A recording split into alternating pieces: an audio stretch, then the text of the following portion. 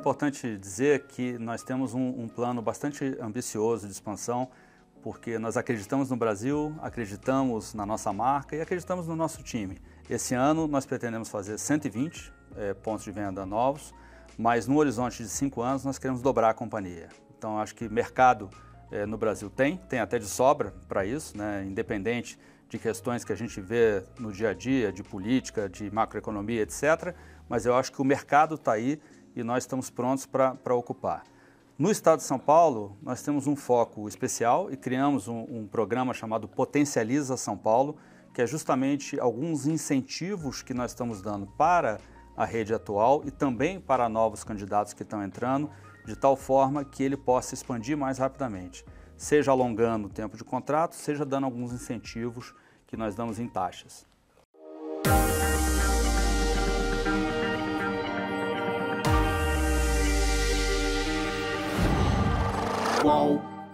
Há mais de 70 anos, um americano, Bob Falkenburg, inaugurou em Copacabana, no Rio de Janeiro, uma lanchonete para a venda de hambúrgueres. Foi um alvoroço. O novo sanduíche conquistou rapidinho o paladar dos brasileiros. Assim nasceu o Bob's. Uma rede logo se espalhou pelo Brasil, mas era controlada por um grupo estrangeiro de negócios. Para que o Bob's fosse de fato brasileiro, 2 empresários se uniram, o José Bomeni e o Rômulo Fonseca, e compraram 70% deste grupo. Eles criaram uma holding aqui no Brasil para operarem o Bob's, além de outras marcas que vieram em seguida, o Yogi e as franqueadas KFC e Pizza Hut. O All Líderes de hoje traz o filho de um desses empresários. Ele é presidente da BFFC há mais de 20 anos, o Ricardo Bomeni. Muito obrigada pela sua presença aqui hoje, Ricardo. Eu que agradeço, enorme prazer estar aqui com vocês hoje. O prazer é nosso. E assim, quais são suas memórias afetivas dessa saga do seu pai e do sócio aí para trazerem o Bob's de volta para o Brasil, assim, ser propriedade do Brasil?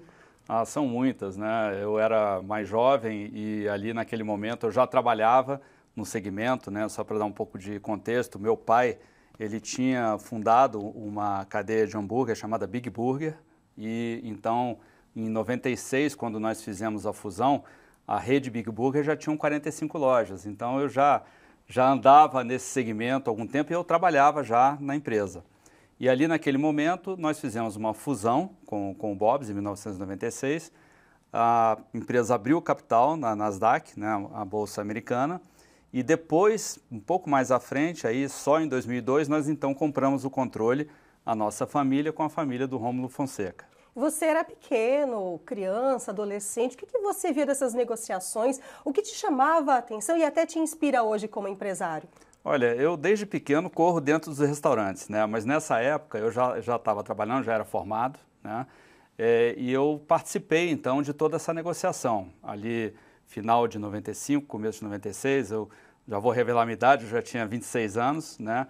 E quando nós fizemos a negociação, então eu passei a ser o diretor de operações da companhia, já fundida, o Bob's com a Big Burger, a marca Big Burger deixou de existir, as lojas foram convertidas para o Bob's e eu entrei para ajudar. Fiquei por 2 anos nesse trabalho e depois eu saí, voltei para a empresa, porque a empresa tinha outros segmentos, mas permaneci no conselho do Bob's ali por 4 anos até a gente fazer essa oferta de compra do controle. E tinha algo de afetivo por trás desse negócio, de trazer o Bob's aqui? Bom, já estava aqui no Brasil, mas para ser controlado por brasileiros? Eu acho que a vida toda, né? Porque assim, eu quando criança e depois adolescente, eu vi o Bob's como um concorrente, né? Porque como eu estava do outro lado, mas fazer o resgate de uma marca como o Bob's, que é uma marca de mais de 70 anos, né? Quantas marcas você tem no Brasil, no varejo brasileiro, que tem essa longevidade? Então, tudo aquilo mexia muito comigo, mexia muito com o nosso interesse de fazer um plano para essa companhia, para que ela tivesse o tamanho e a penetração que nós temos hoje no Brasil. Outra história interessante e bastante afetiva é o vínculo do Bob's com o Rock in Rio, né? Desde a primeira edição, em 1985, até esta última, né? Que teve várias atrações, incluindo uma garota propaganda muito especial, a atriz Cristiane Torloni, com uma célebre frase, né? A gente vai ver agora, ó. Hoje é dia de Bob's, bebê. A história com o Rock in Rio é longa, né? São 40 anos de história, nós fizemos todas as edições do Rock in Rio, com exceção de uma, por uma opção dos organizadores de fazer uma operação própria de alimentação e que depois foi revertido na edição seguinte, e aí a partir dessa edição a gente continuou fazendo. Nessa última edição, e aqui só para você ter uma ideia, quando nós fazemos essa negociação com o Rock in Rio, tem uma série de propriedades que estão envolvidas, não é apenas fazer a operação lá no evento, né? A gente tem ativações diversas que começam muito antes, na verdade, do evento. Então a gente pode usar a marca, por exemplo, para criar um sanduíche, a gente pode fazer campanhas, por exemplo, com o nosso programa de relacionamento para trazer clientes até de outros estados para irem ao Rock in Rio. Então tem uma ativação muito grande. E durante o evento, a gente, nessa última edição, fez muitas ativações. Uma que eu posso destacar para você foi um copo de milkshake grande que nós fizemos, onde dentro do copo ele tinha um pequeno museu do Bob's ali dentro do copo, e depois ele descia no escorregador, que na verdade era o canudo do milkshake. E quando ele chegava embaixo, ele ainda recebia a possibilidade de ganhar um brinde. Então essa foi uma das ativações. Tivemos uma outra, por exemplo, num dos pontos de venda nosso, tinha um rooftop, né? E nesse rooftop a gente recebia convidados, recebia influencers, recebia franqueados da nossa rede, e fizemos ali também, além de nos divertirmos muito, né, por conta do evento, mas fizemos ali várias ativações também. E foi possível a compra de sanduíches, de hambúrgueres, antes do evento pelo aplicativo, um aplicativo que já tem cerca de 2 milhões de clientes ativos. Como é que foi essa experiência? Foi a primeira vez que a gente teve essa experiência no evento, onde a gente permitiu a pré-venda, né? Então foi muito bem sucedido, porque evitou naturalmente filas, né, desnecessárias, porque a pessoa já chegava com o produto comprado e simplesmente recebia o produto, né? E naturalmente a gente utilizou essas informações para o nosso programa de relacionamento também com os consumidores. Então acho que teve ali um ganha-ganha, né, o ganho do tempo daquele consumidor e também para a gente poder conversar um pouco mais com aquele consumidor que tinha ido lá no Rock in Rio e que já é consumidor do Bob's. E Ricardo, o Bob's tem uma preocupação especial já há muito tempo com os consumidores que não gostam de carne, não consomem carne. Por que isso começou, essa preocupação? E o que há de novidades no cardápio? O que vocês estão pensando para frente? Nós fomos a primeira empresa brasileira do nosso segmento a lançar o produto à base de planta, que é justamente para dar essa alternativa. Imagina você, um grupo de pessoas indo no nosso restaurante, mas de repente uma pessoa desse grupo não come carne, é vegano. Então ele tem essa opção no Bob's de ter um sanduíche à base de planta. Então a gente está sempre olhando as tendências de mercado, né, tanto do ponto de vista do consumidor, como também do ponto de vista da indústria. Então, alguns anos atrás, se falava muito de um exagero de sódio na alimentação como um todo. Então, nós tomamos a iniciativa de reduzir o sódio, nós tomamos a iniciativa, por exemplo, de substituir a gordura por gordura zero trans. Então, tudo que eram tendências que ainda estavam começando, a gente quis sair um pouco na frente. Eu li o relatório de sustentabilidade de vocês e achei várias coisas interessantes, mas uma delas me chamou a atenção. É o monitoramento dos fornecedores de carne em relação à criação dos animais livres de confinamento, suínos e as galinhas, né? Eu queria saber com você quando isso começou e como é que é feito esse monitoramento.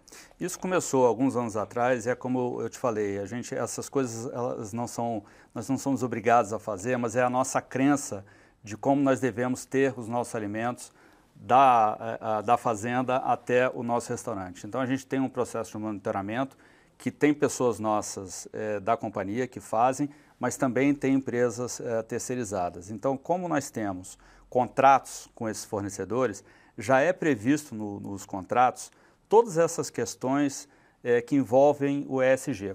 O grupo BFFC tem mais de 1.000 unidades em todo o Brasil. Ricardo, nos ajude, por favor, a entender qual a proporção entre pontos próprios e de franqueados. Nós temos mais ou menos 85% da nossa rede são franquias, são pontos franqueados, e temos 130 pontos que são próprios. Desse total de franqueados, nós temos 260 franqueados, o que dá 3,6 pontos de venda por franqueado.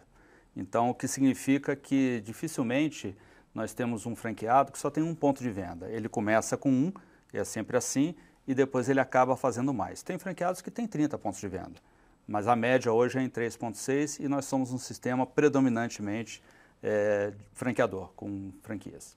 E o percentual do grupo por marcas, o Bob's, é a maior presença, né? Sim, sim. Nós temos 30 restaurantes do KFC, 50 restaurantes do Pizza Hut. Então, quando nós juntamos essas duas marcas, nós somos os maiores franqueados da Yum! Brands, que é a dona dessas duas marcas, aqui no Brasil. Mas, de fato, o nosso principal negócio, o nosso maior negócio é o Bob's. E quanto custa abrir uma loja, uma unidade do Bob's? Vou te dar uma média. Se você pegar uma loja numa praça de alimentação de um shopping, uma loja com 40 ou 50 metros quadrados, em torno de R$1 milhão. Se você vai fazer uma loja na rua, devido ao espaço e da obra civil, ela acaba sendo um pouco mais, talvez R$1.200.000, a depender do que você vai encontrar naquele imóvel. E os quiosques de sorvete, R$250 mil. E o que precisa para abrir a loja? Qual a característica da cidade? O que precisa ter ali para o ponto? Olha, primeiro, assim, é importante dizer o seguinte, nós só estamos, por enquanto, em 250 municípios. Quer dizer, um país que tem 5.700 municípios tem uma oportunidade enorme para a gente entrar. É claro que talvez a gente não consiga entrar em todos os municípios, mas pelo menos em 1.000, 1.200 a gente consegue. O que quer dizer que talvez os municípios acima de 80 mil habitantes já permitiriam ter uma operação nossa. E nós olhamos o perfil do candidato à franquia. Mas é importante dizer que das lojas que nós vamos inaugurar para frente, 60% são com franqueados existentes. Isso tem sido assim historicamente. E por que não é 100%? Porque a gente pretende entrar em novos municípios. E para entrar num novo município, a nossa preferência vai ser com um candidato que mora naquele determinado município, porque a gente acredita que a presença dele, a visita constante ao restaurante, vai dar a ele, como investidor, como franqueado, um nível de sucesso maior.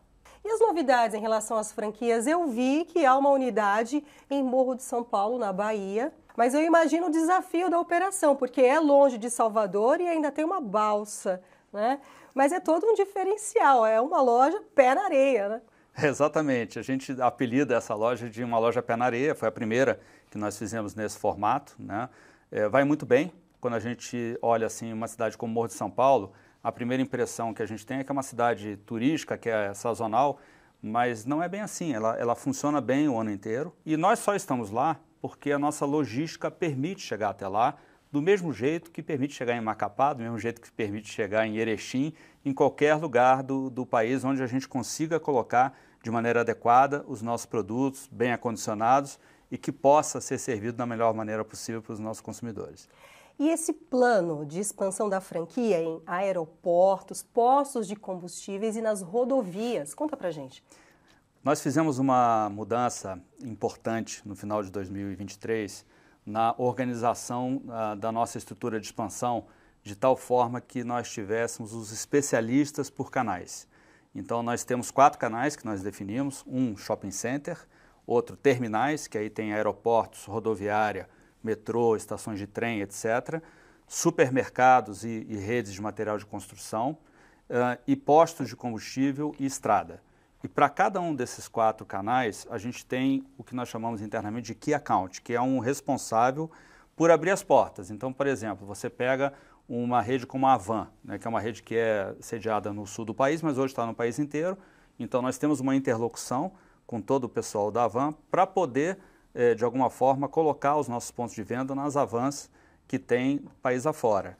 E essa interlocução da franqueadora com esses grupos tem permitido a gente ter uma avenida de expansão muito mais facilitada para os nossos candidatos e para os nossos franqueados atuais. E em quanto tempo o franqueado tem o retorno desse investimento? Isso vai depender do tipo de investimento, mas eu diria para você entre 3 e 4 anos. Os investimentos em quiosques, eles têm normalmente um retorno um pouco mais rápido. Eu diria que entre 1 ano e meio, 2 anos, podendo chegar a 2 anos e meio. Há um projeto de expansão aqui no estado de São Paulo, 5 vezes em 5 anos, com benefícios a franqueados novos e os atuais também. Conta pra gente. Conto sim. Primeiro, importante dizer que nós temos um plano bastante ambicioso de expansão, porque nós acreditamos no Brasil, acreditamos na nossa marca e acreditamos no nosso time.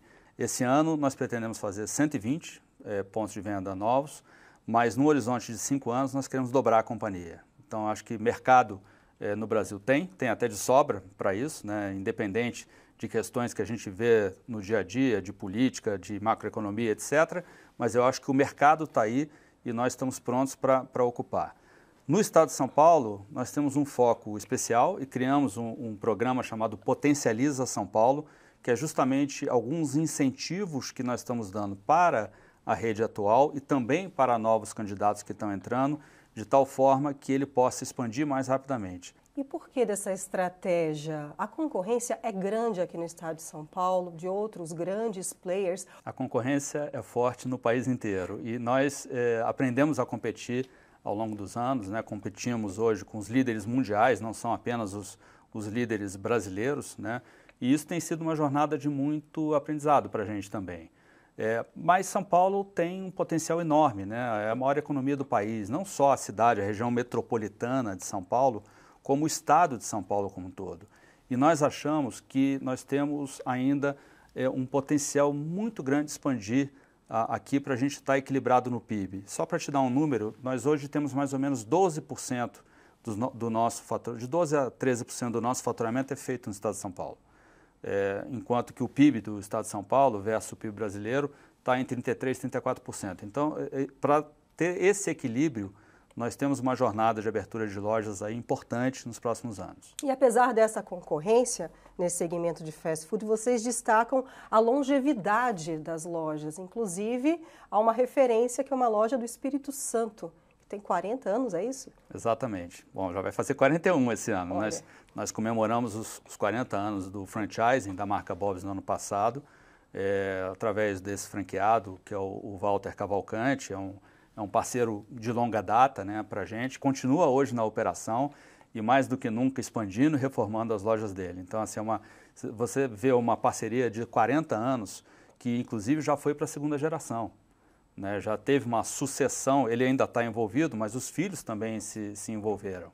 E essa questão da sucessão é muito importante para uma marca que tem 73 anos de mercado. Nós temos um programa de sucessão muito bem estabelecido na rede. Então, hoje, quando a gente faz, por exemplo, as nossas convenções, que é o momento onde a gente encontra todos os franqueados, eu já vejo vários filhos dos franqueados ali atuando e muitas vezes até os pais já estão, de alguma forma, um pouco mais fora da operação. E se não fosse esse nosso plano, esse nosso programa de sucessão, talvez esses franqueados originais tivessem saído do negócio. Então, essa foi uma forma que nós encontramos também de perpetuar a família dentro do negócio, né? Mas, obviamente, dando os instrumentos necessários para que os filhos possam também tocar a marca.